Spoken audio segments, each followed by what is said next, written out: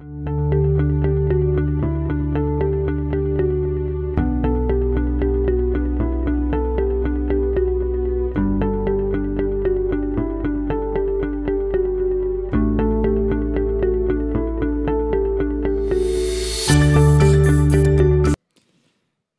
frères et sœurs, sans plus tarder, je vous invite à méditer un passage de la Bible.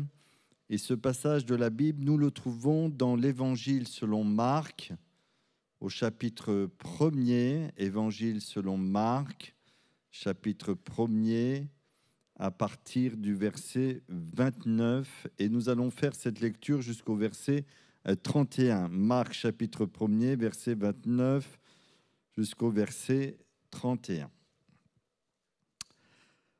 En sortant de la synagogue, ils se rendirent, les disciples avec Jacques et Jean, à la maison de Simon et d'André. La belle-mère de Simon était couchée.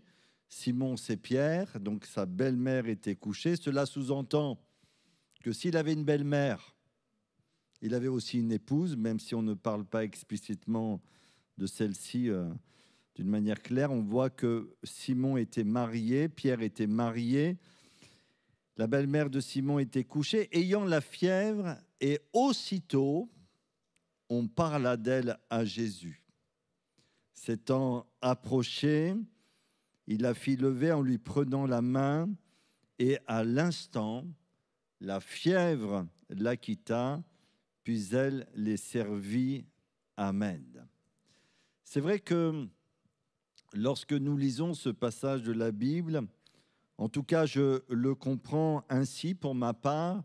Lorsque Jacques et Jean se rendirent à la maison de Simon et d'André, ils étaient loin, et je le pense comme ça, ils étaient loin d'imaginer ce qu'ils allaient découvrir dans cette maison. À mon avis, ils cherchaient plutôt du repos, peut-être manger, peut-être un moment convivial, peut-être trouver un moment où vous allez pouvoir aussi partager avec des agréables connaissances.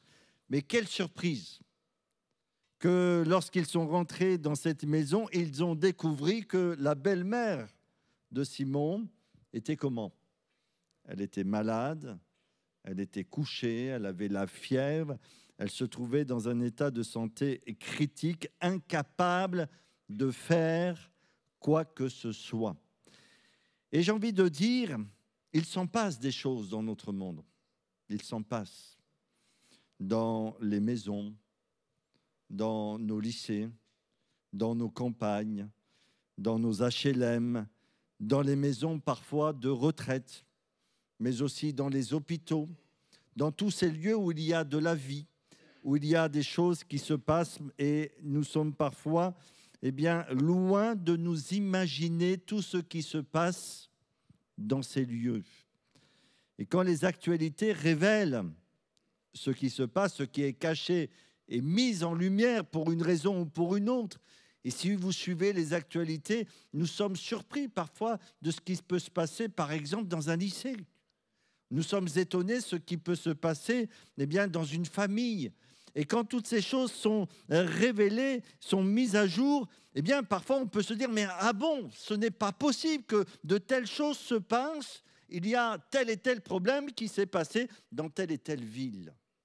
On est loin parfois d'imaginer ce qui peut se passer autour de nous.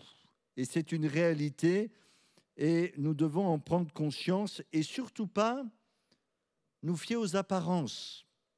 Vous savez comme moi-même que les apparences sont parfois trompeuses. La maison peut être belle. Il se passe certaines choses même derrière les belles maisons, des maisons luxueuses, agrémentées de toutes sortes d'objets de plaisir et de divertissement. Les gens peuvent sembler heureux, épanouis. Ils peuvent donner même l'apparence d'être heureux. Ils peuvent donner une certaine image d'eux-mêmes, une image qui voudrait nous faire croire qu'ils n'ont besoin de rien. Mais vous savez comme moi que les apparences sont vraiment trompeuses parce que parfois même derrière ces belles maisons que nous voyons, il y a des drames, il y a des souffrances, il y a des difficultés. Cette souffrance, elle peut se nommer de tellement de noms. Le vide, vide existentiel. Pourquoi je suis sur terre? Pourquoi je vis? Pourquoi je suis là? Pourquoi je suis né?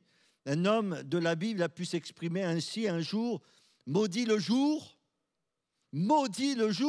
où je suis né, parce qu'il souffrait tellement. Cette souffrance peut s'appeler corruption, peut s'appeler ici, comme dans ce passage de la Bible, maladie, où la maladie vient frapper une personne dans la maison et toute la maison est paralysée.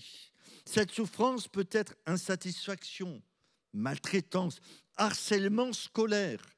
Je suis de plus en plus surpris de tous ces enfants grandissant qui osent révéler ce qu'ils ont vécu parfois à l'école et qui parlent de l'harcèlement scolaire, de la drogue, de l'alcoolisme. L'alcoolisme qui peut prendre aussi différentes formes, de la violence, de la haine, de l'exclusion, du racket, des abus de tout genre, racisme, manipulation, calomnie, médisance, jalousie, critique. On pourrait nommer tellement de choses pour parler de ces souffrances qui se cachent parfois autour de nous. Mais ce que je voudrais partager avec vous, c'est que Jacques et Jean vont être confrontés à cette souffrance. Ils vont voir cette souffrance, découvrir cette souffrance. Ils vont être placés devant cette souffrance et nous allons voir leur attitude par rapport à cette souffrance et quelle est l'attitude et quelle devrait être l'attitude des croyants lorsqu'ils croisent la souffrance autour d'eux. La première chose que je voudrais partager avec vous, c'est que quand Dieu permet, parce qu'on croit que Dieu règne, que Dieu est au-dessus de toutes choses. Est-ce que vous le croyez? Est-ce que vous croyez que votre vie est faite de hasard? Que les circonstances qui arrivent dans votre vie sont véritablement le pur hasard? Les gens que vous croisez dans votre vie sont, la logique du hasard. Non, moi je ne le crois pas.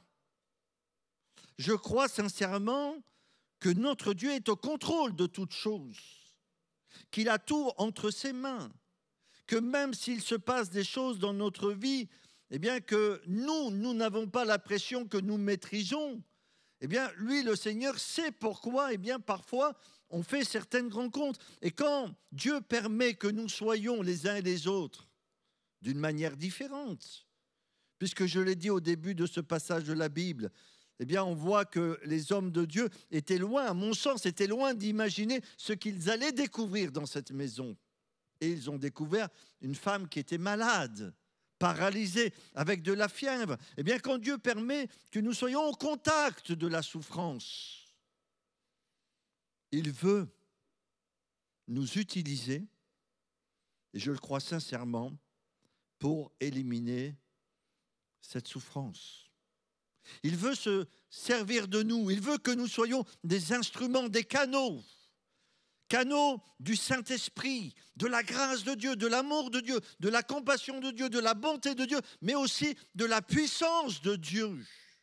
Il veut se servir de nous pour que cette souffrance qui est devant nous soit éliminée. Nous allons voir comment, bien sûr, parce que par nous-mêmes, nous ne le pouvons pas. Mais nous avons le Seigneur avec nous, il nous accompagne, il prend soin de nous, mais bien plus que prendre soin de nous, il désire nous utiliser et que nous soyons une grande bénédiction. Et nous devons le comprendre. C'est pourquoi Jésus, en parlant de l'Église, de notre vie, parlant des croyants, il dit ceci: vous êtes le sel de la terre, vous êtes la lumière du monde. Et la souffrance pourrait être comparée aux ténèbres, à l'obscurité, à toutes ces zones d'ombre, ces zones noires. Mais nous qui sommes la lumière, nous venons éclairer les choses afin d'apporter la consolation divine et la guérison qui se trouve en Jésus et son amour et sa grâce. En tant que chrétien, je pense qu'on peut avoir différentes attitudes face à la souffrance. Et c'est vrai que selon notre parcours, selon nos expériences, selon notre compréhension de la Bible, selon notre communion avec Dieu, selon notre compréhension du sens de notre vie sur terre et de la découverte de notre amour de Jésus pour nous et cette communion approfondie avec le Seigneur, on peut avoir, c'est comme ça, différentes attitudes face à la souffrance. La souffrance des autres, elle peut nous faire peur. Oui, elle peut nous faire peur parce que la souffrance des autres peut nous déranger, peut nous remettre en question, peut nous amener à découvrir ce que nous sommes encore, malheureusement, dans notre vie chrétienne, et là où nous devons progresser. Donc, on peut avoir peur quand on découvre quelque chose, se sentir complètement démuni, impuissant par rapport à certaines situations. Ça, c'est une vérité. Devant la souffrance aussi, on peut se laisser gagner par l'indifférence.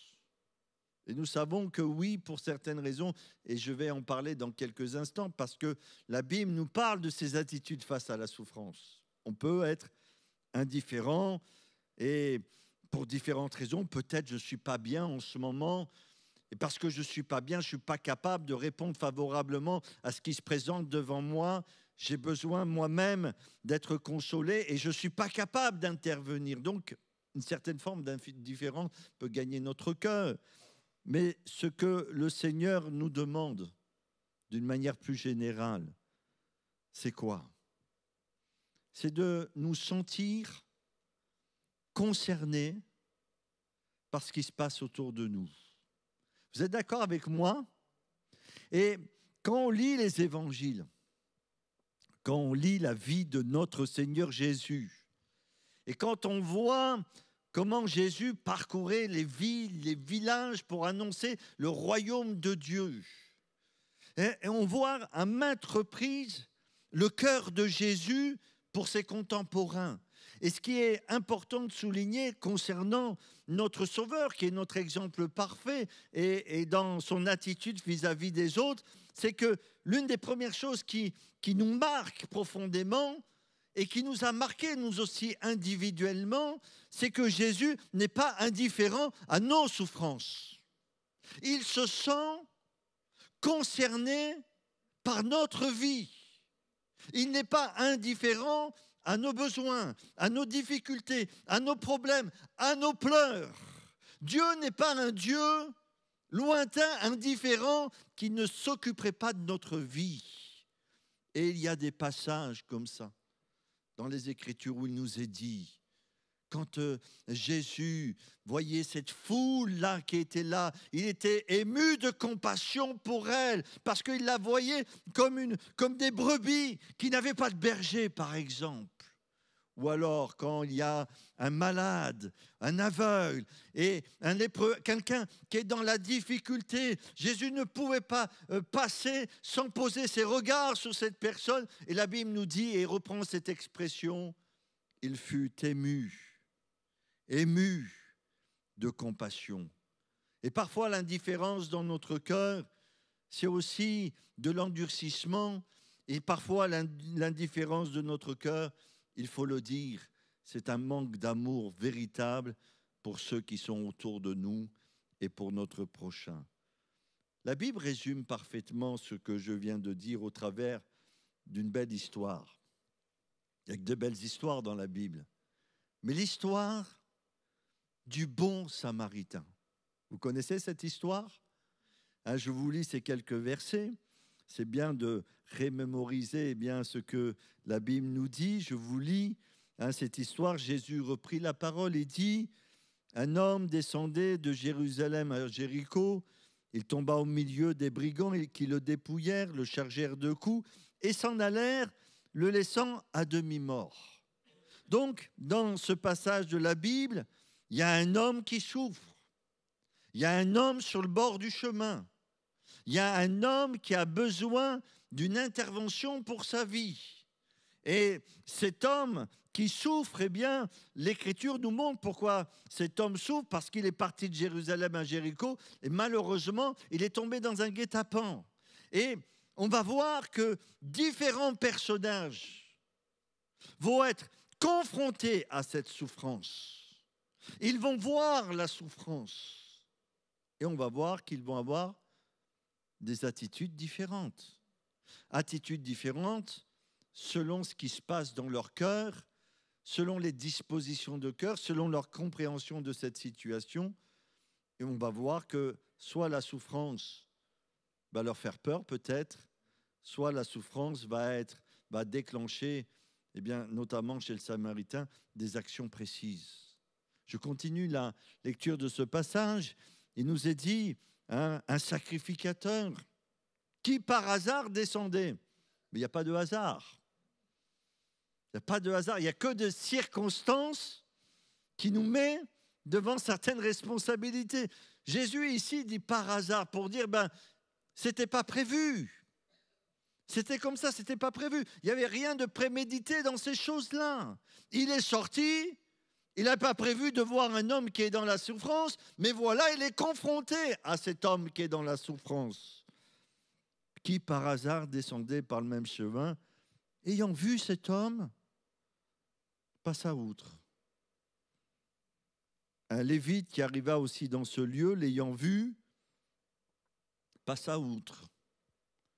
Mais un Samaritain qui voyageait, étant venu là, fut ému de compassion lorsqu'il le vit. Et nous savons que le bon Samaritain est une image, un symbole pour nous parler du ministère de notre Seigneur Jésus. Pourquoi ces deux hommes religieux qui connaissaient parfaitement la loi, qui connaissaient la nécessité d'aider son prochain qui était dans la difficulté, pourquoi ils sont passés outre? Pourquoi? Moi, j'ai essayé de comprendre, parce qu'on n'est pas là pour juger, mais on veut essayer de comprendre pour grandir. Est-ce que vous êtes d'accord avec moi? Peut-être ils ont eu peur, tout simplement. Qu'est-ce qui se passe? Un homme là-bas est blessé, il souffre, mais peut-être parce qu'on raisonne, peut-être c'est un piège. Et quand on va vouloir l'aider, hop, on va se saisir de nous. Alors vous me dites, pasteur, vous avez de l'imagination, vous. Mais on ne sait jamais. Je ne sais pas, j'émets une hypothèse. Peut-être aussi, ils avaient prévu certaines choses. Ils avaient un programme bien détaillé, déterminé, avec un agenda qui était là, qui était prévu. Et quand ils voient cet homme, ils disent, mais non, moi je ne peux pas, j'ai trop de choses à faire, je n'ai pas le temps d'aller le secourir. Mon agenda est tellement complet que je n'ai pas envie ou je ne peux pas intervenir. Peut-être aussi, c'était trop dur pour eux de sortir de leur zone de confort. Parce que nous savons très bien que nous avons tous nos zones de confort et vouloir aider les autres, ça va nous demander un minimum d'investissement, de sortir de nos zones de confort, de chercher des solutions. Il va falloir donner même peut-être de notre personne. Et le bon Samaritain, il va donner de sa personne, mais il va donner aussi de son portefeuille. Si vous lisez l'histoire. Parce qu'il va l'amener à l'hôtellerie, il va payer pour lui, etc., pour ceux qui connaissent la Bible. Donc non, je n'ai pas envie. Je n'ai pas envie d'être dérangé dans mon confort. Je n'ai pas envie, parce que j'ai envie de tranquillité. Peut-être leur religion leur interdisait tout contact. Et nous savons qu'à l'époque, les publicains et certaines personnes étaient considérés comme des parias, donc il ne fallait surtout pas avoir des contacts avec eux. Ils étaient considérés comme des personnes qu'il ne fallait pas fréquenter. Donc la religion devient un bouclier pour se cacher sur l'égoïsme ou d'autres choses. Ah non, nous, on ne fréquente pas de telles personnes. Peut-être, je dis bien peut-être. Peut-être aussi, tout simplement, sans chercher plus loin, un manque d'amour. Je ne me sens pas concerné. Je ne me sens pas concerné par cet homme. C'est son problème. Moi, ce n'est pas mon problème. Ce qui se passe ailleurs, ce n'est pas mon problème. Ce qui se passe chez mon voisin, ce n'est pas mon problème. Ce qui se passe dans la rue, ce n'est pas mon problème. Ce qui se passe peut-être au lycée, ce n'est pas mon problème. Dans les collèges, ce n'est pas mon problème. Parce que moi, voilà, c'est comme ça. Peut-être.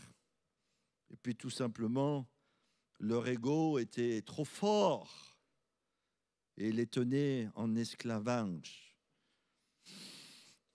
En tout cas, ce que cette histoire, au-delà du symbole de notre Seigneur Jésus, ce que cette histoire du bon samaritain nous enseigne en tant que chrétiens, c'est que si Dieu nous place et si Dieu permet que nous voyions la souffrance d'une manière ou d'une autre, eh bien déjà être attentif à la souffrance des autres. Ne pas faire comme si cette souffrance n'existait pas. Et je crois vraiment que parfois la souffrance des autres nous dérange vraiment. Ça, c'est personnel. Elle nous dérange, on n'aime pas.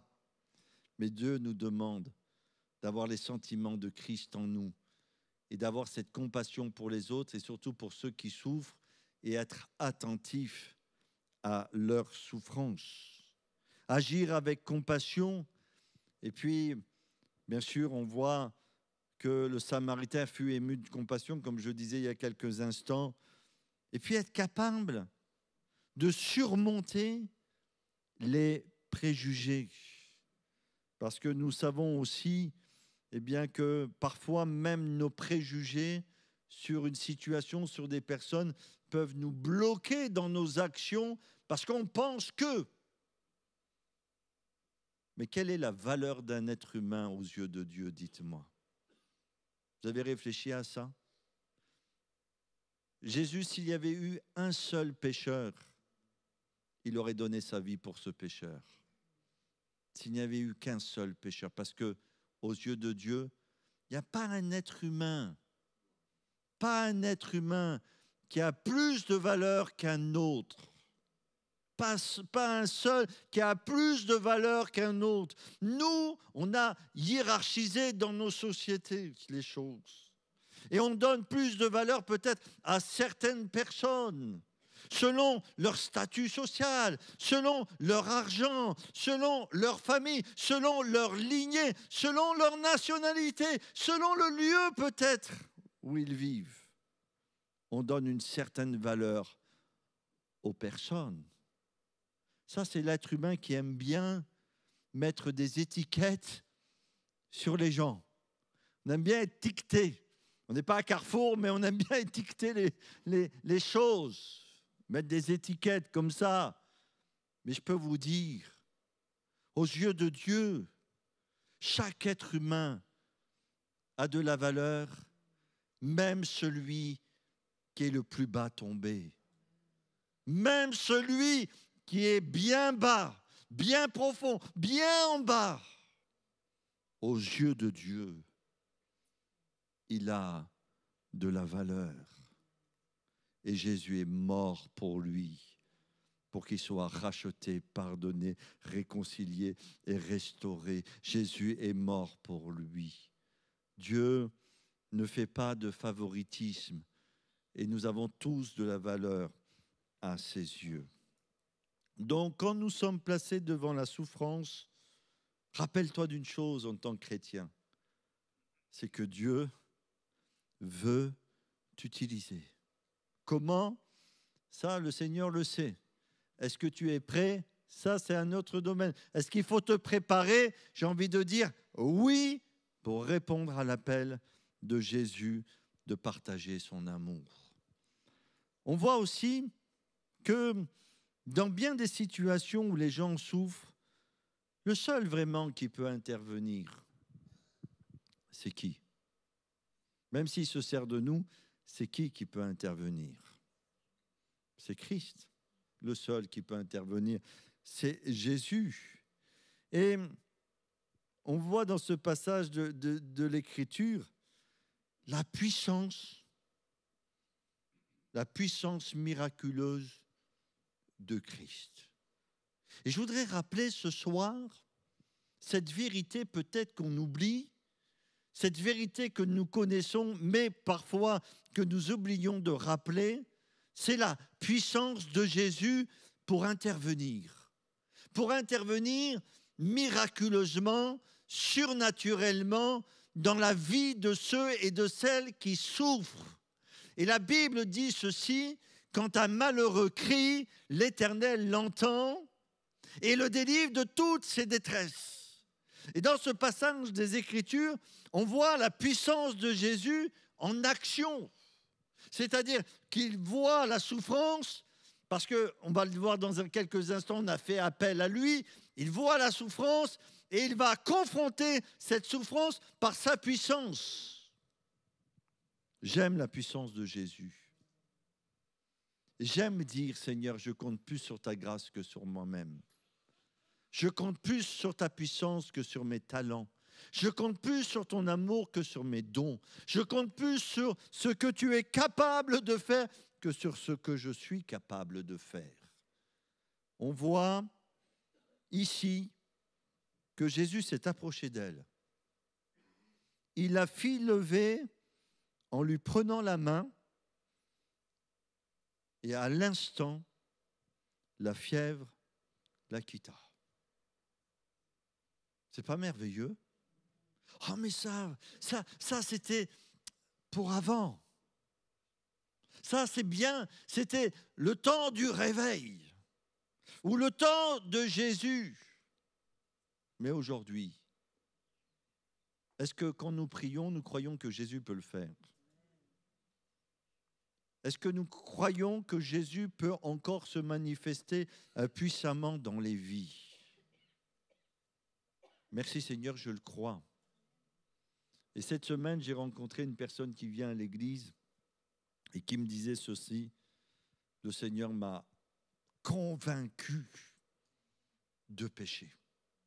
J'ai été saisi dans mon cœur, j'ai été convaincu au plus profond de ma vie de mes péchés. Merci Seigneur parce qu'il agit encore. Et peut-être quand on prie, il ne faut pas se laisser conditionner par ce qu'on voit, par ce qu'on entend, par parfois ce qu'on ressent aussi. Parce qu'on se conditionne aussi par ce qu'on ressent. Hein. Si on se sent bien, on est apte à la prière et on est apte à croire que Dieu nous entend. Et puis si je ne me sens pas bien dans mon corps, c'est tout l'inverse. Je ne crois pas que Dieu va agir pour moi et je ne crois pas que Dieu m'entend. Mais il ne faut pas se laisser conditionner par quoi que ce soit, mais il faut appuyer sa foi sur la vérité de la Bible. Notre Seigneur Jésus est puissant, il a tout pouvoir dans le ciel et sur la terre. Et on doit le confesser pour briser toutes ces choses qui voudraient nous enfermer dans une forme d'incrédulité en ce qui concerne notre vie. Il a tout pouvoir dans le ciel et sur la terre. Et j'ai envie de dire ceci, ne limitons pas. Ne limitons pas le Seigneur. Vous connaissez l'histoire de Lazare. Lazare qui est malade, Jésus ne vient pas tout de suite, Lazare qui meurt.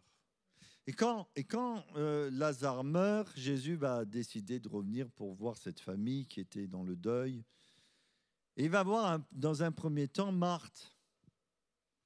Et Marthe va lui dire ceci: Seigneur, si tu eusses été ici, mon frère ne serait pas mort.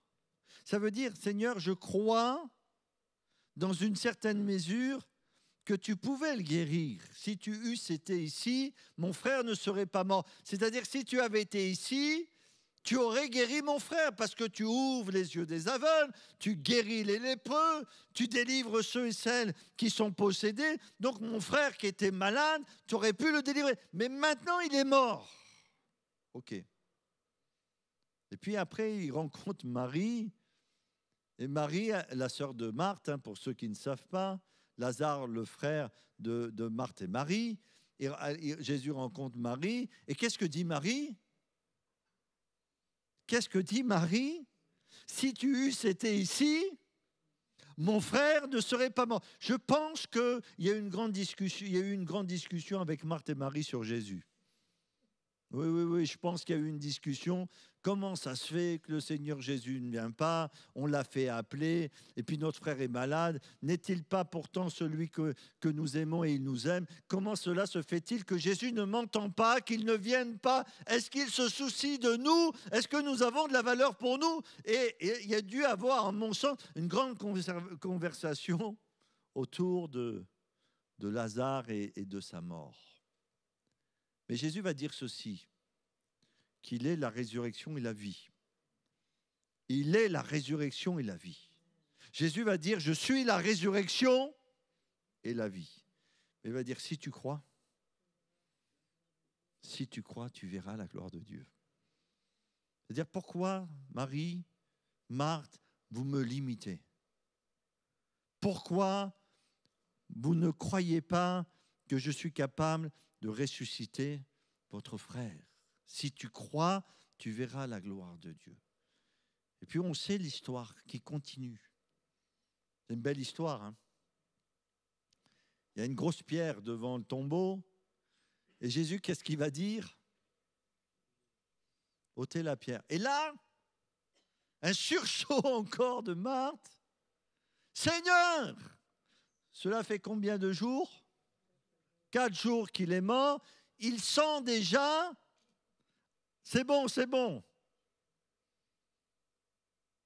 Et c'est là que Jésus va montrer sa puissance. Ne t'ai-je pas dit que si tu crois, tu verras la gloire de Dieu? La pierre va être roulée. Jésus va crier d'une voix forte, Lazare, sort! Lazare, sort! Et le mort sortit. Est-ce qu'on comprend ce soir vraiment la puissance de Jésus, frères et sœurs? Est-ce qu'on a saisi qui on va prier ce soir? Est-ce qu'on a saisi que le Seigneur, lui, peut intervenir là où on ne peut pas intervenir? Est-ce qu'on croit qu'il guérit encore? Toi qui es malade ce soir, crois-tu que Jésus peut te guérir instantanément comme il a guéri la belle-mère de Pierre? Crois-tu que Jésus peut intervenir dans ta famille, dans ton travail, dans tes études, et que lorsque tu prends du temps pour prier, ce n'est jamais du temps perdu, parce que ce que tu ne peux pas faire, même avec des efforts insurmontables, eh bien Jésus peut le faire pour toi. Celui qui a créé le ciel et la terre, les étoiles et tout ce qui se trouve dans cette galaxie, ne serait-il pas capable de tendre sa main secourable et de te retirer de la fosse de la destruction? Moi, je le crois, frères et sœurs. Et je dis pardon, Seigneur, à chaque fois que je te limite par mes raisonnements, que je te limite par mes pensées, que je te limite par mes croyances, que je te limite par ce que je ressens en tant qu'être humain. Pardonne-moi, Seigneur. Mais je veux croire et je veux que ma foi, elle augmente. Et quand je te prie, je veux croire tout simplement que tu es ce Jésus qui est vivant encore aujourd'hui, qui a tout pouvoir dans le ciel et sur la terre. Seul Jésus peut intervenir dans les souffrances des gens. Le moyen par excellence pour parler à Jésus des souffrances de nos contemporains, c'est la prière.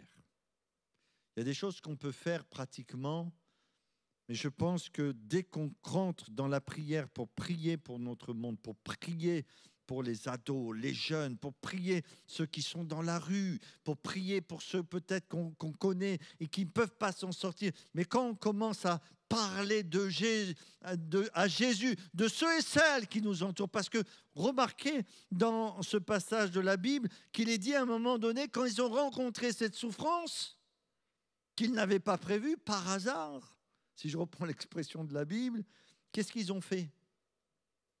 Qu'est-ce qu'ils ont fait? Vous avez suivi ce soir, oui? Qu'est-ce qu'ils ont fait? On parle d'elle à Jésus. Donc, ils ont vu la souffrance et ils ont été parlés de la souffrance de cette femme au Seigneur Jésus. On parla d'elle à Jésus, c'est marqué comme ça. Et le moyen par excellence que Dieu nous donne pour parler à Jésus des souffrances de nos contemporains, c'est la prière. Quand on prie, on parle. On dit à Jésus. On demande à Jésus, on supplie même pour certaines situations que Jésus intervienne, puisque la Bible nous dit bien, qu'il y a des prières, mais parfois des supplications, bien sûr, teintées d'actions de grâce. Parlons à Jésus ce soir. Est-ce qu'on est venu pour parler à Jésus ce soir? Parlons à Jésus de nos fardeaux. Parlons à Jésus de nos problèmes. Parlons à Jésus de toutes ces choses qui nous empêchent d'être vraiment heureux. Parlons à Jésus de ces situations critiques. Parlons à Jésus de nos peurs peut-être, peur d'échouer, de nos peurs peut-être par rapport à l'avenir qui semble incertain. Parlons à Jésus de ce qu'il y a dans notre cœur et déposons à ses pieds ce qui peut-être nous attriste, nous chagrine ou nous tourmente. Parlons à Jésus ce soir parce qu'il est là. Parce qu'il est là, frères et sœurs, au milieu de nous. Le moyen par excellence pour parler à Jésus des souffrances de nos contemporains, même de nous, c'est la prière. On parle d'elle, à Jésus.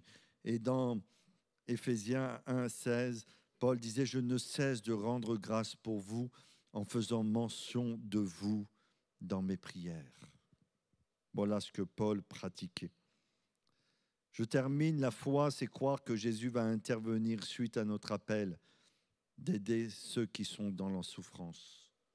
On a parlé à Jésus et Jésus est intervenu. Moi, je crois que Jésus va intervenir. Comment il va faire, je ne sais pas. Parce que moi, j'aurais dit, Jésus, il s'est approché, il l'a fait lever en lui prenant la main et à l'instant, la fièvre la quitta. Moi, j'aurais dit, Jésus, pourquoi tu ne lui imposes pas les mains?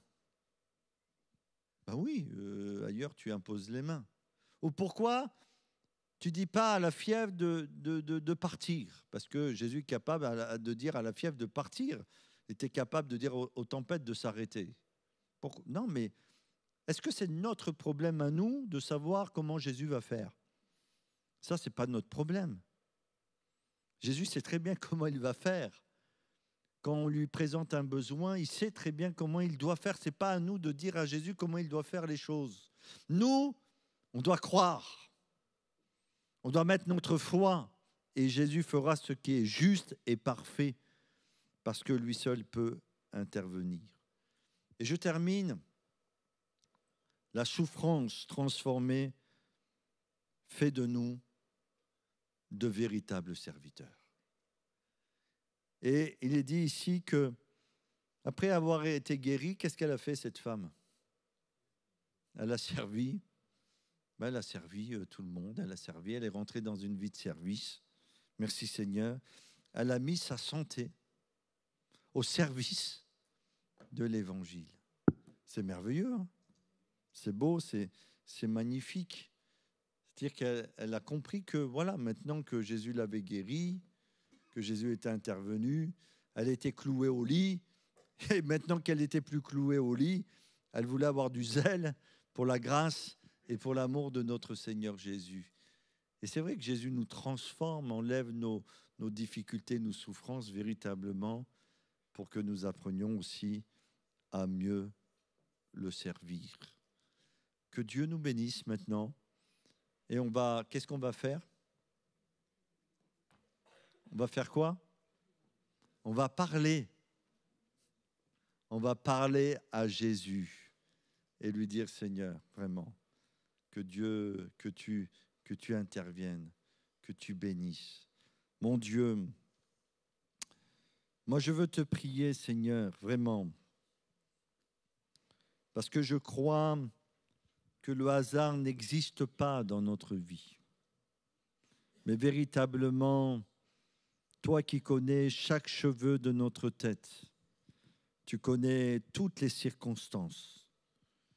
Rien n'est caché devant tes yeux et tu connais toute notre vie. Tu connais non seulement notre passé, notre présent, mais tu connais aussi notre avenir. Et Seigneur, donne-nous par le Saint-Esprit d'être comme ce bon Samaritain, d'être sensible.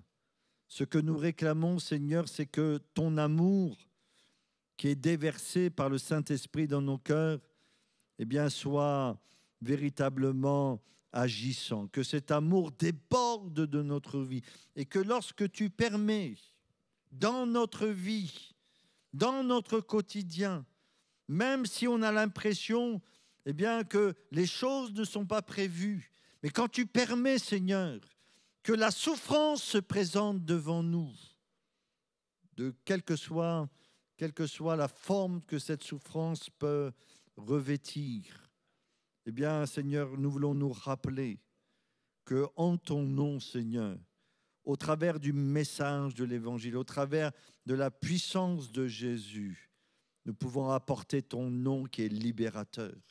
Nous pouvons apporter ton nom qui est la guérison. Nous pouvons apporter ton nom qui est la délivrance, ton nom qui est le salut. Nous pouvons t'apporter, Seigneur, pour que ceux et celles qui souffrent puissent connaître la paix et la libération. Seigneur, nous ne voulons pas nous détourner de cela. Mais au contraire, nous voulons que tu nous remplisses véritablement de cette sensibilité spirituelle. Seigneur, nous voulons vraiment voir tous ceux et toutes celles qui sont dans le chaos, se tourner vers toi. Ceux et celles peut-être qui sont très bas tombés, être restaurés et relevés dans le nom précieux de Jésus. Je te loue et je te bénis, Père. Amen.